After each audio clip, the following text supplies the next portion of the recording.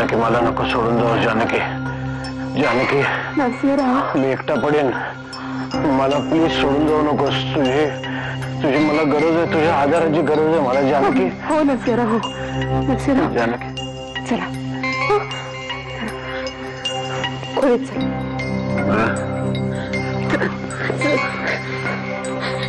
मला सोडून जाऊ नको जानकी. नसेरा सावरा.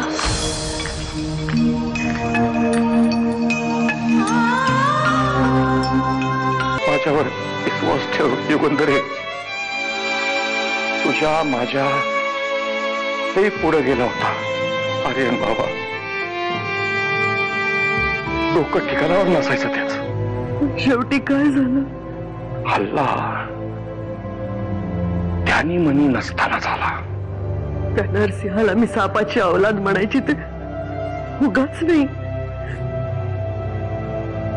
आपलं पोरग लई भारी पडलं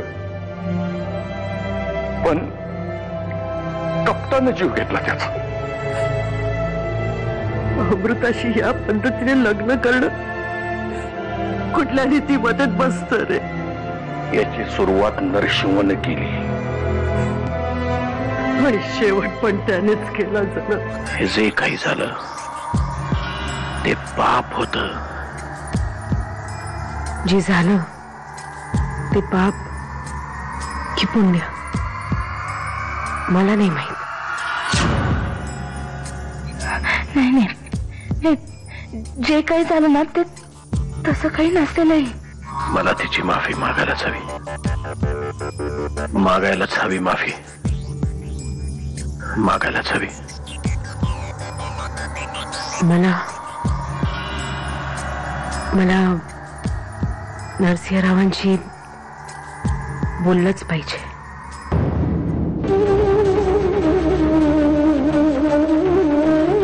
वामन, उद्या जानकी आणि नरसिंहाच्या लग्नाचा पहिला वाढदिवस आहे. तुला काय वाटतं? काय करावं? काय करावं म्हणजे? आर्यनला जाऊन अजून 4 दिवस नाही झाले आणि मलाही तेच वाटतंय. बरं नाही दिसणार ते. परशुदादा काही बोलले का तुला? राधिका ताई, तुम्ही या भानगडीमध्ये नका पडू. कारण आता तुमच्या खांद्यावर बऱ्याच मोठ्या मोठ्या जबाबदाऱ्या येऊन पडल्या. जानकी, मी तुझ्या भल्यासाठी विचारतीये. माझं भलं बुरं मला कळतं. मी तुला यासाठी विचारतीये कारण मला चांगलंच माहितीये की परशुराम किल्लेदार काय लायकीचा माणूस आहे ते. आपण ज्यांच्या घरात राहतो ना त्याच माणसांची लायकी नाही काढू. मी नरसिंह किल्लेदारांच्या घरात राहते आणि परशुदादाचा काय इतिहास आहे हा मलाही माहिती आणि तुलाही माहिती. एवढ्यात तुम्हाला या घराची बरीच माहिती झालेली दिसते. जानकी, आपलं विषयांतर होतंय. हो का? नाही, माझ्या लक्षात नाही आलं. कारण माझ्यासाठी कुठलाही विषय शेवटी या घराभोवतीच येऊन थांबतो. काय योगायोग आहे ना दादा. उद्या तुझ्या आणि जानकीच्या लग्नाला 1 वर्ष पूर्ण होत आहे आणि आत्ताच तुझ्या गळ्यामध्ये ही मंत्रीपदाची माळ पडली. वामन, माझा योगायोगांवरच विश्वास नाही.